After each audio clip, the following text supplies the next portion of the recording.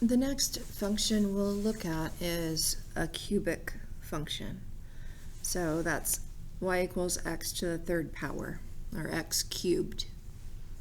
The transformation formula is printed on your note sheet. It's y equals a, and then x minus h to the third, and plus k.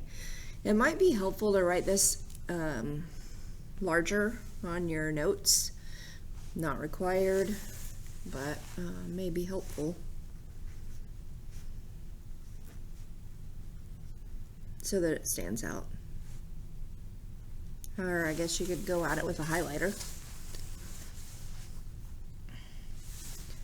This graph, well, let's do this side first here.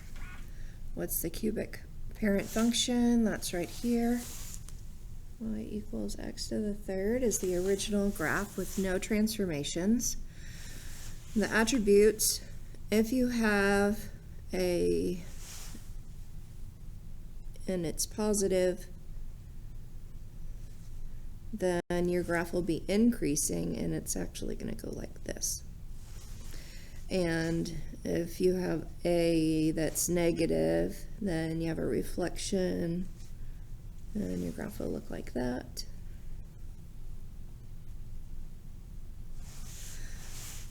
A is in charge of shape, and that's if A is 1 or bigger than 1 or smaller than 1, that affects the shape.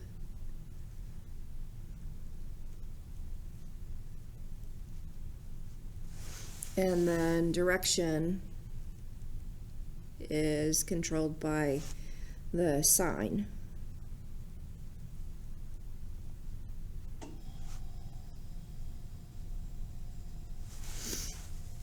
H, just like it did with, well, A has the same job that it did with other transformations that we've done, absolute value and quadratic. H also has the same job. K still has the same job. H is horizontal shift.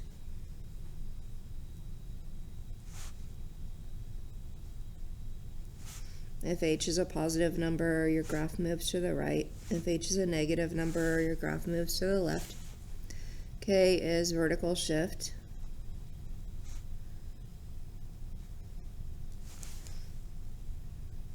If it moves, or if it's positive, your graph moves up. If it's negative, your graph moves down. And this specifically, I'm saying it's moving up and down. I mean the critical point, HK. The critical point for this graph is called an inflection point. So it's not a vertex. It's not an end point. HK is called the inflection point. We can graph negative and positive numbers.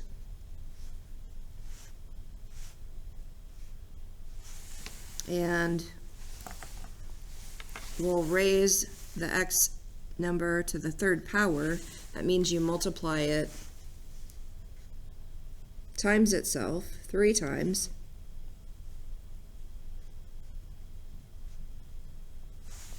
To get the y value.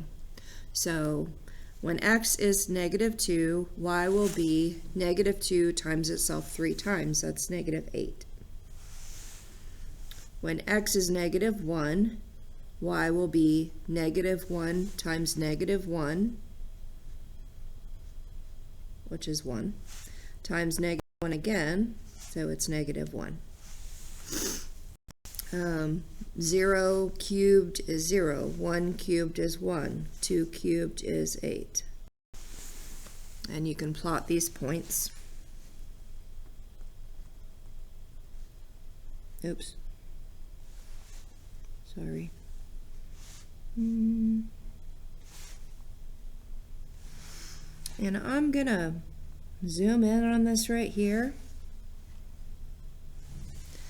This looks like it's in a line in the middle, but it's not.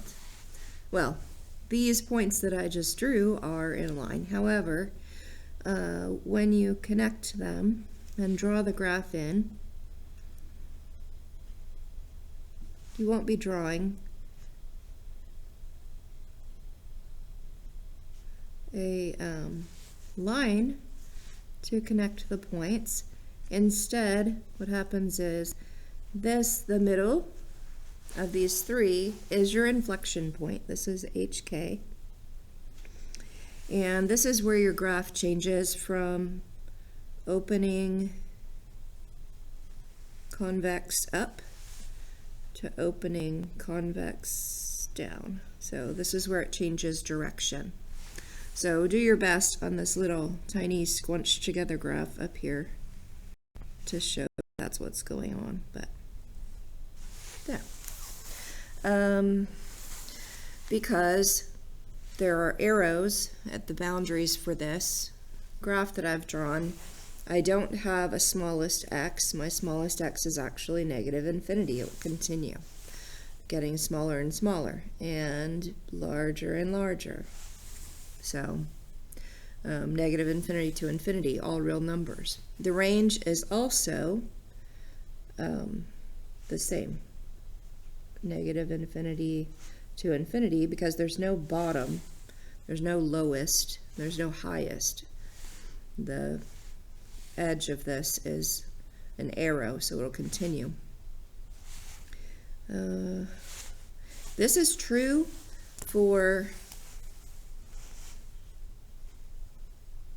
any cubic graph. So we don't have to wonder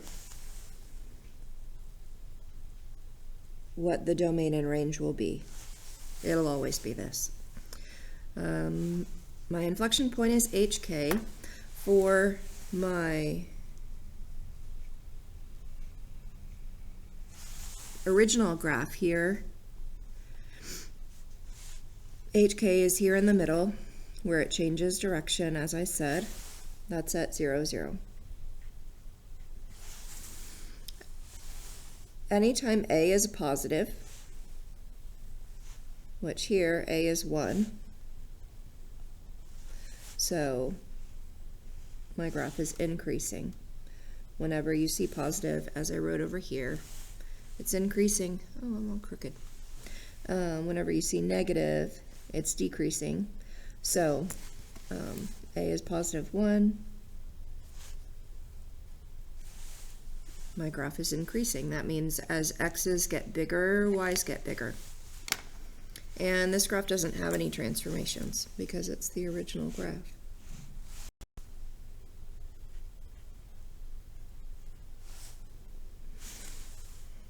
I'm going to make a little separation here for this example that I complete with you guys.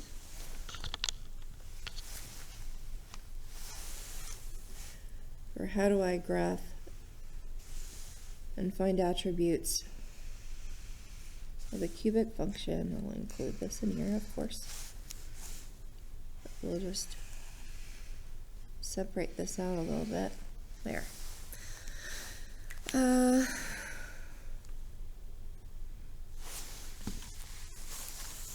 What I recommend for graphing these is put it in the calculator.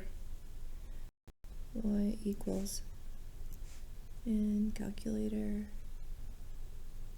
and look at the table. Check table. Okay. Because this doesn't change shape, A is 1. There's a little invisible 1 here that I didn't write. My graph will be increasing, and the shape will be the same shape as it was up here for the parent graph. But again, feel free to put this equation in the calculator and check the table. My inflection point comes from the H and the K values. For this graph, H is -2, so my graph will go left 2 blocks, and K is -1, so my graph will go down 1. Those are my transformations. That makes my inflection point -2, -1. I can draw that here. And then, as I said, A is 1, so it'll be the same shape as this parent graph, but I'm moving the inflection point left 2 blocks and down 1. So I'm just going to draw mine on here, but feel free to put this in the calculator and get yourself some points so that you can feel confident that what you're drawing is correct. Is that 9? Yes. Okay.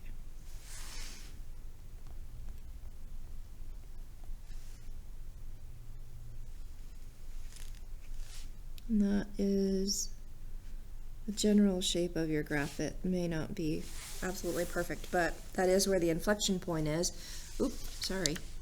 That is where the inflection point is, and then again, I just kind of drew in the rest of it.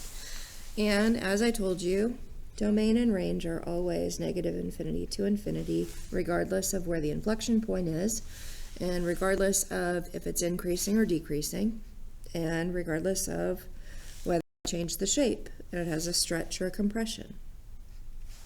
This is always the domain and the range.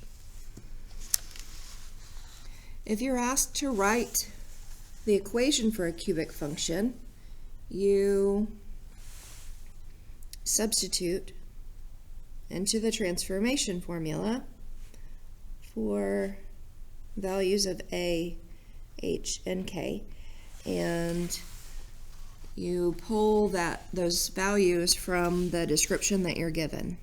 Here I have a cubic function. There's an inflection point at 4, -2. So H is 4, and K is -2. And it's decreasing, which tells me that A is negative. And it doesn't say anything about changing shape.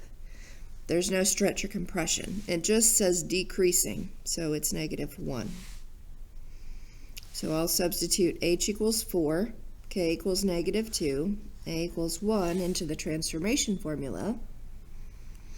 And my equation will be Y equals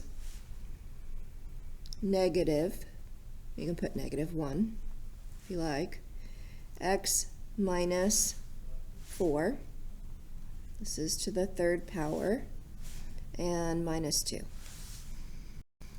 You can check yourself and verify that this equation is correct, that this is indeed where the inflection point is, and that your graph will be decreasing by graphing this, and you can compare it to the original graph, y equals x to the 3rd.